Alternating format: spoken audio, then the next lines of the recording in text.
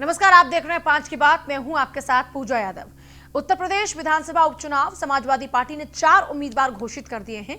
नौगावा सादत seat से सैयद जावेद अब्बास उम्मीदवार होंगे और टूंडला सीट से महाराज सिंह धनगर हैं जो कि उम्मीदवार हैं, और घाटमपुर सीट से इंद्रजीत कोरी उम्मीदवार हैं। और मल्हनी की अगर बात करते तो यहां पर उतारा है लकी यादव को। तो उत्तर प्रदेश उपचुनाव 2020 के लिए अपने 4 प्रत्याशी समाजवादी पार्टी ने घोषित कर दिए हैं। मल्हनी सीट से हैं लकी यादव, जिनको उम्मीदवार घोषित किया गया है।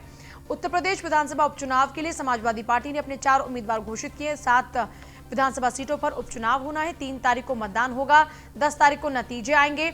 आलोक राय हमारे साथ जुड़ चुके हैं, असिस्टेंट एडिटर। आलोक, उपचुनावों के लिए तैयारियां की जा रही हैं। एक तरफ सीएम योगी का वार है, दूसरी तरफ उत्तर प्रदेश उपचुनाव के लिए समाजवादी पार्टी ने अपने प्रत्याशी घोषित कर दिए हैं 4। जी देखिए, बिल्कुल उपचुनाव को लेकर सभी पार्टियां जो है जोर शोर से तैयारी कर रही हैं।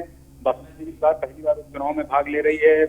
दूसरी तरफ बीजेपी अभी प्रत्याशी नहीं तय कर पाई है, हालांकि बैठकें उसकी चल रही प्रत्याशी तय करने को लेकर, लेकिन सपा ने जरूर जो है 4 प्रत्याशी आज फिर घोषित कर दिए हैं, जिसमें पारसनाथ यादव जो कि जौनपुर मल्हनी सीट से विधायक थे, उनका देहावसान हो गया था, पूर्व मंत्री थे, तो उन्हीं के बेटे यादव को टिकट दिया। साथ ही साथ जो है टूंडला, नौगावा, सादात सहित 4 सीटों पर जो है सपा ने आज प्रत्याशी घोषित किया है। तो निश्चित रूप से कहीं ना कहीं एक बड़ी लड़ाई है। सभी पार्टियां तैयारी में कि उपचुनाव पर जो है अपना परचम लहराया जाए। पहले जो ये 8 सीटें थी, जिनमें 7 पर चुनाव हो रहा है। जो रामपुर की स्वार सीट थी, आजम खान की वाली, वहां पे नहीं हो रहा है। तो कहीं ना कहीं जो है 6 सीटें भाजपा के कब्जे में थी और 2 सीटें समाजवादी पार्टी के खाते में थी, जो रामपुर वाली थी और जो जौनपुर की मल्हनी थी, जिसमें 7 सीटों पर चुनाव हो रहा। तो सभी पार्टियों की कोशिश है कि जो है चुनाव में जो है अपना दमखम दिखाया जाए, क्योंकि 2022 में जनरल इलेक्शन भी होने हैं। तो इसके मद्देनजर ये जो चुनाव है, काफी जो है एक बड़ा संघर्ष होगा उत्तर प्रदेश की सभी पार्टियों में। और ये देखने वाली बात होगी कि बीजेपी अपना प्रत्याशी कब तक घोषित करती है, क्योंकि 3 नवंबर को मतदान होना और 10 नवंबर को रिजल्ट आना है। तो जाहिर सी बात है सभी पार्टियां जो है जोर शोर से इस लड़ाई में अपना जुट। चलिए, बहुत शुक्रिया। हाथरस केस में ADG law and order Prashant Kumar का बयान, राजनीतिक दलों ने नियमों का उल्लंघन किया, भीड़ इकट्ठा करने वालों पर कार्रवाई होगी। अलग अलग धाराओं में केस दर्ज किया गया है। पार्टी कार्यकर्ताओं के खिलाफ एफआईआर दर्ज। हाथरस पर प्रशांत कुमार का यह बड़ा बयान है। उनका कहना है कि अलग अलग पार्टियों के कार्यकर्ताओं के खिलाफ में एफआईआर दर्ज हुई है। जिन्होंने भीड़ इकट्ठा की उनके खिलाफ मुकदमे दर्ज। हाथरस केस में ADG law and order Prashant Kumar का बयान, राजनीतिक दलों ने नियमों का उल्लंघन किया, भीड़ इकट्ठा करने वालों पर होगी कार्रवाई, उनके खिलाफ किए गए हैं मामले दर्ज। देखिए, लगभग 200 या उससे ज्यादा भी ये तादाद हो सकती है जिनके खिलाफ में अब तक नेताओं के खिलाफ में मुकदमे दर्ज हो चुके हैं। और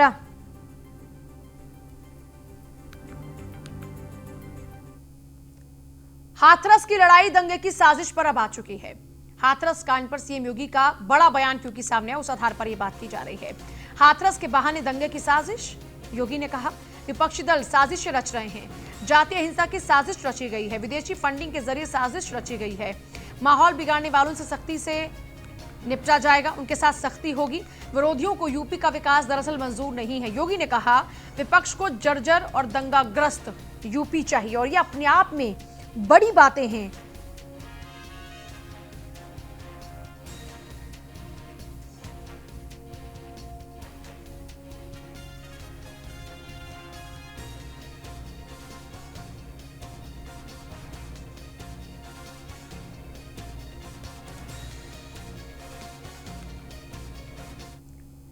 एक बार सुनिए क्या कुछ कहा सीएम योगी आदित्यनाथ ने। 1.5 करोड़ नौजवानों को स्वतः रोजगार और रोजगार के साथ जोड़ने का कार्य ये जो हुए हैं, कैसे कोई समाज विरोधी तत्व, कैसे कोई राष्ट्रद्रोही तत्व इन सब चीजों को स्वीकार कर सकता है? क्योंकि उन्हें तो जर्जर यूपी चाहिए था, दंगाग्रस्त यूपी चाहिए था, अराजक यूपी चाहिए था। अब उनकी मनसाएं पूरी नहीं हो रही तो षड्यंत्र रचने में लगे हैं। लेकिन मैं आप सबको इस बात के लिए आश्वस्त करता हूं, ये भारतीय जनता पार्टी की सरकार है। सबको सुरक्षा, सबको सम्मान हमारा संकल्प है। लेकिन अगर कोई माहौल बिगाड़ने का कार्य करेगा तो सख्ती के साथ उससे निपटने की भी एक दृढ़ इच्छा शक्ति के साथ हम कार्य करने के लिए पूरी प्रतिबद्धता के साथ कार्य कर रहे हैं। विकास हर द्वार तक पहुंचाएंगे, लेकिन अराजकता फैलाने की छूट और भ्रष्टाचार फैलाने की छूट की। हाथरस केस में यूपी सरकार का दावा है साजिश के तहत जस्टिस फॉर हाथरस वेबसाइट बनाई गई। इसी वेबसाइट में फर्जी आईडी से जोड़े गए हजारों लोग और एंटी-सीएए प्रदर्शन की तर्ज पर विरोध हुआ। प्रदर्शन फैलाने की साजिश थी। वेबसाइट का मुख्य लक्ष्य सीएम पीएम और सरकार की छवि को खराब करना रहा। वेबसाइट में बताया गया कि दंगे कैसे करें और फिर दंगों के बाद बचा कैसे जाए। वेबसाइट में बताया गया प्रदर्शन के वक्त क्या पहने, कब किधर भागें, सोशल मीडिया पर कोई रिकॉर्डिंग ना डालें, अगर पुलिस लाठीचार्ज करती है तो क्या हो, प्रदर्शन वाली जगह माहौल भड़के तो कैसे निपटें। ये तमाम बातें इसी वेबसाइट के जरिए कन्वे की जा रही थी और बताया जा रहा था कि किस अवस्था में क्या करना है।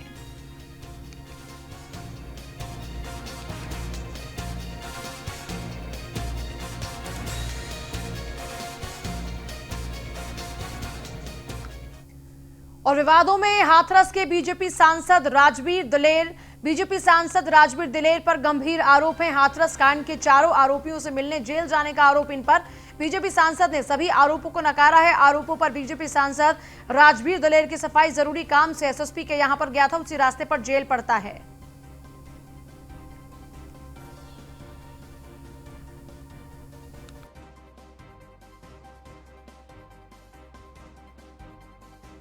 देखिए, हाथरस वाले कांड से किसी के व्यक्तिगत चाय पीना या मिलना, उसे जोड़ना, ये निराधार है। मैं किसी आरोपी से मिलने नहीं गया हूँ, ना ही मैंने मिलने की सोचा है कभी, क्योंकि प्रकरण गंभीर है। ऐसे प्रकरण गंभीरों से मैं थोड़ा दूर रहता हूँ, क्योंकि मेरी एक छवि न्याय की है, ईमानदारी की छवि है। मेरी ईमानदारी की छवि पर कहीं दाग लगे, ऐसे प्रकरणों से मैं दूर रहता हूँ। ना मैं किसी से मिला हूँ, ना ही मैं मिलने गया हूँ। जेलर साहब के बोलने पर चाय पिए वासुदेव, जिसको उम्र कैद है, उसके बारे में मेरी बात हुई है। इतनी बात करके मैं वापस अपने आवास में आया। मैं किसी से मिला, अगर ये मेरे ऊपर आरोप लगते हैं तो निराधार गलत हैं। मेरी राजनीतिक छवि को धूमिल करने के लिए प्रयत्न करते हैं, ऐसी की बात करते हैं लोग, तो ठीक। इसी बीच नेताओं के हाथरस पहुंचने का सिलसिला भी जारी है। हाथरस में पीड़ित परिवार से मिलने के बाद आपके राज्यसभा सांसद संजय सिंह पर स्याही फेंकी गई है और मीडिया से बातचीत दौरान में यह स्याही फेंकी गई है। दीपक शर्मा नाम के व्यक्ति ने यह स्याही फेंकी है और स्याही फेंकने वाले व्यक्ति को पुलिस ने गिरफ्तार भी कर लिया, हिरासत में ले लिया है। दीपक शर्मा नाम का एक शख्स है जिसने स्याही फेंकी है। मीडिया से बातचीत कर रहे थे संजय सिंह। और देखिए, इससे पहले भी आपने कई तस्वीर देखी जब अरविंद केजरीवाल के ऊपर इसी तरीके से स्याही फेंकने का सिलसिला खूब हुआ करता था। और अब संजय सिंह जब हाथरस में जो हाथरस में परिवार है, पीड़ित परिवार, उससे मुलाकात के लिए पहुंचे, उसके बाद वो मीडिया को बयान दे रहे थे और इसी दौरान में उनके ऊपर दीपक नाम के एक शख्स ने स्याही फेंक दी। और अब आम आदमी पार्टी के जो तमाम बड़े नेता हैं, जो कार्यकर्ता हैं, वो इसको लेकर अपना गुस्सा भी जाहिर कर रहे हैं। अब देखिए, अलग अलग तरीके से ट्वीट भी लगातार किए जा रहे हैं। राघव चड्ढा कहते हैं कि इसी स्याही से इतिहास लिखकर दिखाएंगे।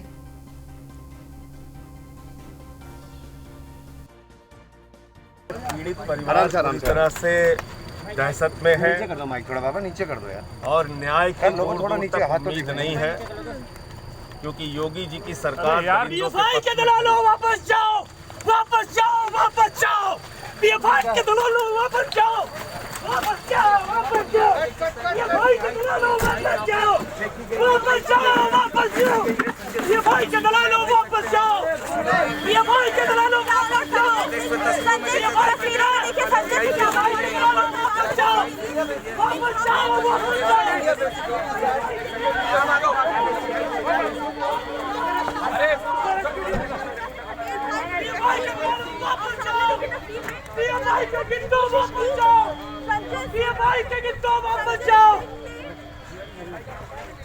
ये लोग यहाँ राजनीति करने आए हैं। गीत तो है ये लोग लाशों की राजनीति करने आ रहे हैं। पीएमआई के दलालों वापस जाओ, पीएमआई के दलालों वापस जाओ।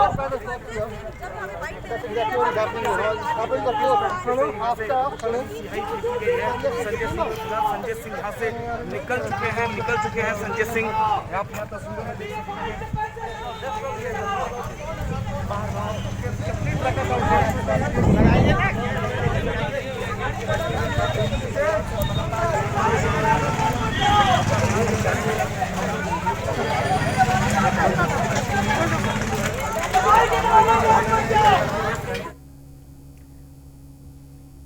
उत्तर प्रदेश में हाथरस कांड को लेकर लगातार प्रदर्शन जारी है।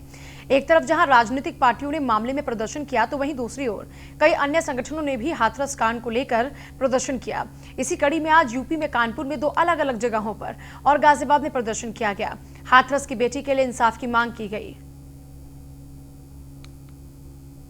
ये 3 तस्वीरें आपके सामने कानपुर गाजियाबाद की ये तस्वीरें हैं, जहां पर आप देखेंगे कि कैसे फांसी के फंदे पर पुतले को लटकाया जा रहा है।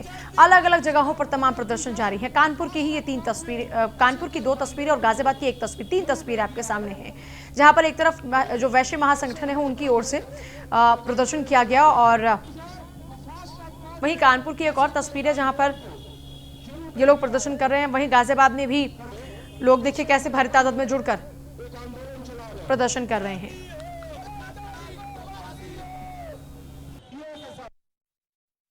वैश्य महासंगठन पिछले 1.5 साल से, जब से डॉक्टर रेड्डी की हत्या हुई थी और तब से हम लोग लगातार एक सख्त नारी सुरक्षा कानून के लिए प्रयासरत हैं। हम सब ये जानते हैं कि ये ऐसी घटनाएं केवल और केवल इसलिए हो रही हैं कि लोगों में कानून का भय नहीं है, और जब तक भय नहीं होगा तो कोई कुछ भी कर ले, ये घटनाएं होती रहेंगी। हम सुनते रहेंगे, हम लोग प्रदर्शन करते रहेंगे, मोमबत्ती जलाएंगे, रोष प्रकट करेंगे और चले जाएंगे।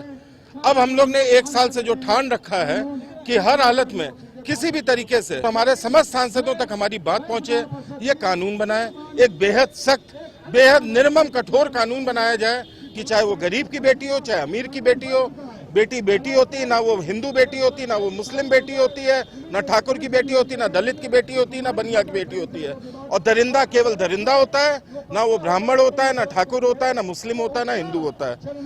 वो कानून ऐसा बने कि जो भी कि भारत में किसी भी औरत पे, चाहे वो गरीब हो चाहे अमीर हो, नजर डालने से पहले भी सोचने में उसकी रूह कांप जाए। हाथरस में जाट समुदाय का धरना प्रदर्शन। आरएलडी नेता जयंत चौधरी पर हुए लाठीचार्ज का विरोध। आरएलडी के नेता जयंत चौधरी पर कल पीड़ित के परिवार से जब मुलाकात उनकी तरह की गई थी, उस दौरान में लाठीचार्ज हुआ था। तब पुलिस द्वारा किए गए इसी लाठीचार्ज से नाराज है जाट समुदाय के लोग। सादाबाद में की गई महापंचायत, काफी आक्रोश लोगों में देखने को मिला। जिला प्रशासन ने धरनास्थल पर पुलिस फोर्स लगा दी है। देखिए, कल हमारे राष्ट्रीय लोकदल के राष्ट्रीय उपाध्यक्ष माननीय जयंत चौधरी जी फूलगढ़ी गांव में जो हाथरस में घटना हुई है फूलगढ़ी में, उसके विरोध में कल जो है उस पीड़ित परिवार को सांत्वना देने के लिए पहुंचे थे। प्रशासन ने उन पर अंदर लेते ही, बैरिकेडिंग के अंदर लेते ही, जैसे ही वो प्रेस कर रहे थे, जो आपको वीडियो में भी दिखाई दे रहा है, प्रेस करते हुए पर पुलिस ने लाठीचार्ज किया और उस लाठीचार्ज की वजह से चौधरी साहब घायल हो गए और बहुत कार्यकर्ता घायल हो गए। हम इसका विरोध करते हैं, सभी राष्ट्रीय लोकदल के कार्यकर्ता और समस्त पश्चिमी उत्तर प्रदेश में जितने भी हमारे जिला हैं, आज सब पे सांकेतिक हड़ताल और धरना दिया जा रहा है। और हम मांग करते हैं कि जो भी दोषी हैं जिन्होंने लाठीचार्ज का आदेश दिया, एक एसडीएम है प्रेम प्रकाश भिंगड़ा करके, उन्होंने जो है लाठीचार्ज करवाया, उनको तुरंत बर्खास्त किया जाए, उनके खिलाफ एफआईआर की जाए।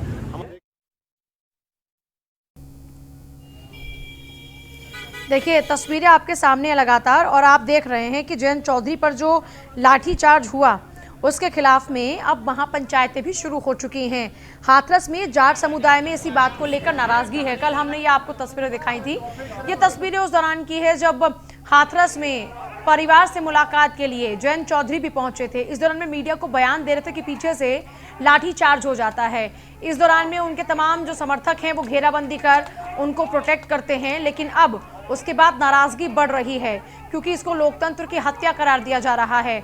एक नेता के ऊपर इस तरीके से वार करने को लेकर जाट समुदाय में काफी नाराजगी है, क्योंकि जाटों के नेता हैं और एक लंबी राजनीति जाटों के आधार पर ही रही है। वो बात और है कि इस बार वो और उनके पिता जीत नहीं पाए, और अब बात अगर की जाए तो उस लाठीचार्ज के बाद में देखिए इस बात को भी कहीं नकारा नहीं जा सकता कि ये लाठियां पड़ी तो सही, लेकिन कम से कम अभी तक जो पार्टियां नदारद थी अब कम से कम फिर चर्चाओं में आ गई हैं। हाथरस केस में ADG law and order Prashant Kumar ने प्रेस कॉन्फ्रेंस कर क्या कुछ कहा, जरा देखिए। आपको मैंने बताया, सभी संख्या के बारे में बताया और जो मुख्य अभियोग पंजीकृत किए गए हैं वहाँ पर उनकी संख्या 6 है जो हाथरस में। सर इसमें कौन कौन से संगठन आ रहे हैं? आपने बहुत सी पार्टी की तरफ रेफरेंस दिया है, संगठनों की तरफ रेफरेंस दिया है, कुछ नाम लेना चाहेंगे? अभी जो चीज़ें आ रही हैं, जैसा मैंने आपको बताया कि एक षड्यंत्र की इसमें साजिश है और जिसके बारे में विवेचना शुरू हो गई है और कुछ गिरफ्तारियां भी आगे इस संबंध में की जाए। सर, क्या वेबसाइट इंटरनेशनल लेवल पे या कोई ऐसी नामी संस्था इंटरनेशनल लेवल की है वो भी शामिल है? एक वेबसाइट बना के कुछ चीजें प्रचारित करने की बात भी चल रही है। ये सभी चीजें सोशल मीडिया प्लेटफॉर्म पर है और साक्ष्य एकत्रित करने के बाद ही इसमें आगे कुछ कहना।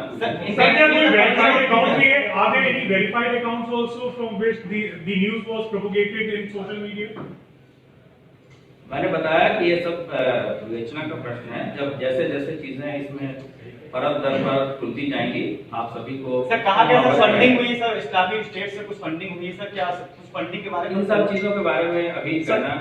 PFI और SDPI की सर क्या भूमिका है इस पूरे मामले में? हम जो भी साक्ष्य मिल रहे हैं उसके उस पर कार्रवाई कर रहे हैं। मैंने अपने प्रेस कॉन्फ्रेंस में काफी और इसी संबंध में ये प्रेस रिलीज जारी है। आपको किसी और एजेंसी को रोक किया जा रहा है इसमें? सर किसी और एजेंसी को रोक किया जा रहा है इसमें इंक्लूडेड है, बहुत स्पेसिफिक और किसी व्यक्ति विशेष के बारे में मैं अभी कहना।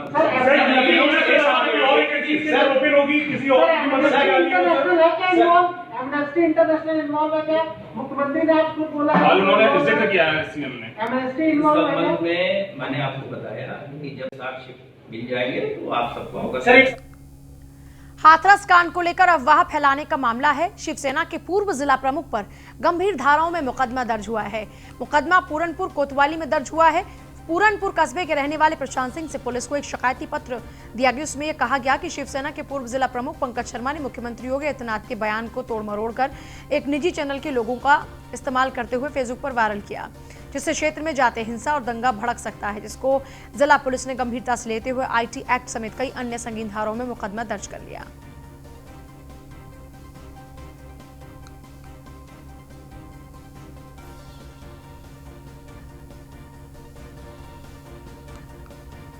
शिवसेना के पूर्व जिला प्रमुख पर गंभीर धाराओं में मुकदमा दर्ज हुआ है। उनके ऊपर आरोप है कि उन्होंने सीएम योगी आदित्यनाथ के बयान को तोड़ मरोड़ कर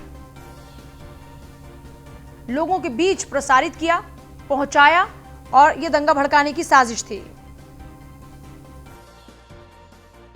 देखिए, थाना पूरनपुर में एक शिकायत प्राप्त हुई थी। किसी ने एक बिना वेरीफाई किए हुए भ्रामक तथ्य को सोशल मीडिया पर डाल दिया है। इसकी शिकायत प्राप्त होने पर हम लोगों ने उसमें केस रजिस्टर किया है और उसको इन्वेस्टिगेट कर रहे हैं।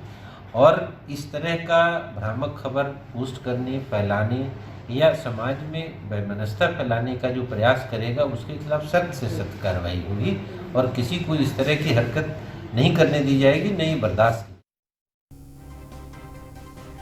हाथरस कांड को लेकर अफवाह फैलाने का यह मामला है। एक तरफ जहां PFI, SDPI से संगठनों के दंगा भड़काने में हाथ का बार बार जिक्र हो रहा है सरकार द्वारा, प्रशासन द्वारा, वहीं दूसरी तरफ हाथरस कांड को लेकर अफवाह फैलाने के मामले में शिवसेना के पूर्व जिला प्रमुख के ऊपर भी आरोप लग रहे हैं और गंभीर धाराओं के तहत मुकदमा भी दर्ज हो चुका है।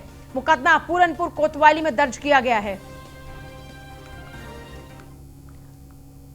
और देखिए, वहीं अगर बात की जाए अमेठी की, तो अमेठी में भी लगातार हम देख रहे हैं किस तरीके से बयानबाजियों का सिलसिला जारी। हाथरस कांड पर बीजेपी नेता जो बयान दे चुके हैं उसको लेकर मामले में सीएम योगी ने CBI जांच का आदेश क्योंकि पहले ही दे दिया है। सीएम योगी के आदेश के बाद विपक्ष घबराया हुआ है। ये कह रहे हैं राजेश, विपक्ष को घटना से मतलब नहीं है, विपक्ष मामले में राजनीति कर रहा है। बीजेपी नेता का यह बयान, सीएम का उद्देश्य अपराधी को निकालकर बाहर लाना है। देखिए, लगातार बयानबाजी का दौर क्योंकि चल रहा है। इस बीच अमेठी की अगर बात करते हैं तो अमेठी में बीजेपी नेता विपक्षी नेताओं पर, विपक्षी पार्टियों पर निशाना साध रहे हैं। हाथरस कांड को लेकर बीजेपी के नेता है राजेश, जिनकी ओर से कहा जा रहा है कि मामले में योगी ने सीबीआई जांच के आदेश दे दिए हैं, लेकिन इस आदेश के बाद में विपक्ष अब घबराया हुआ है। विपक्ष को घटना से कोई मतलब नहीं है, इनको मतलब है अपनी राजनीति से। राजेश मसाला ये आरोप लगा रहे हैं, विपक्ष मामले में राजनीति कर रहा है। सीएम का उद्देश्य है अपराधी को निकालकर बाहर लाना, लेकिन विपक्ष अपनी राजनीति में मशगूल है। ये जनता भी समझ रही है और समाज भी बखूबी समझ रहा है।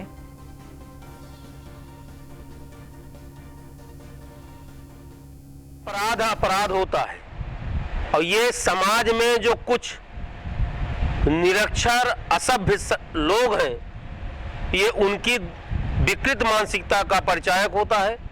और मेरा अपना मानना है कि हाथरस की घटना और गोंडा की घटना का सच सामने आना चाहिए। और जैसा कि माननीय मुख्यमंत्री योगी आदित्यनाथ जी ने कहा है और उनका जो कमेंट आया है, हम सब इससे आश्वस्त हैं कि गोंडा और हाथरस के जुर्म को करने वाले अपराधियों का ऐसा अंजाम होगा कि भविष्य में कोई भी व्यक्ति कितनी भी विकृत मानसिकता का हो, ऐसे जघन्य कांड करने की। हाथरस की बेटी को लेकर जहां विपक्षी पार्टियां पूरे प्रदेश में विरोध प्रदर्शन कर रही हैं और हाथरस की बेटी को न्याय दिलाने के बहाने राजनीतिक रोटियां सेक रही हैं, तो वहीं दूसरी ही तरफ मामले की सच्चाई को सामने लाने के लिए योगी ने इस पूरे मामले की जांच के लिए सीबीआई को निर्देशित किया है, ताकि सच्चाई सामने आए और न्याय हो पाए। पूरे मामले को लेकर अमेठी के बीजेपी नेता राजेश मसाला से न्यूज़ 1 इंडिया ने खास बातचीत की है, जरा देखिए।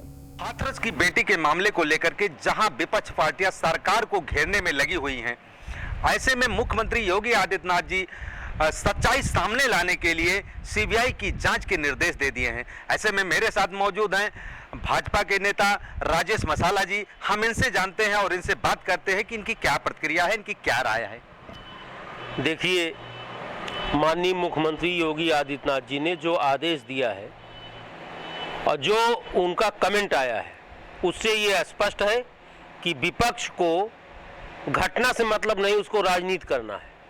और मुख्यमंत्री योगी आदित्यनाथ का आदेश आप पढ़िए और उसका विश्लेषण करिए तो यह स्पष्ट होता है कि मुख्यमंत्री का उद्देश्य अपराधी को निकाल के बाहर लाना और उसको कठोरतम दंड देना, जिससे कि ऐसी घटना की पुनरावृत्ति न हो। तो एक तरफ राजनीति करने वाले लोग हैं और दूसरी तरफ प्रदेश की शासन की बागडोर ऐसे व्यक्ति और व्यक्तित्व के हाथ में है जिसका काम निष्पक्ष जांच कराकर दोषी को उसके अंजाम तक पहुंचाने का है। यही एक अंतर है और इसको जनता भी समझ रही है, समाज इसको देख रहा है। तो निश्चित तौर पे इनका साफ तौर पे कहना है कि सीबीआई जांच के निर्देश के बाद सच्चाई सामने आ जाएगी। अब देखने वाली बात तो ये होगी कि सीबीआई जांच के बाद क्या विरोधी पार्टियां अपनी राजनीति की रोटी सेकना बंद करेंगी या कि इनका कार्यक्रम ऐसे ही चलता रहेगा। Hansraj Singh, news 1 India, Amethi. 5 की बात में इतना ही, लेकिन आगे भी खबरों का सिलसिला लगातार जारी है। नमस्कार।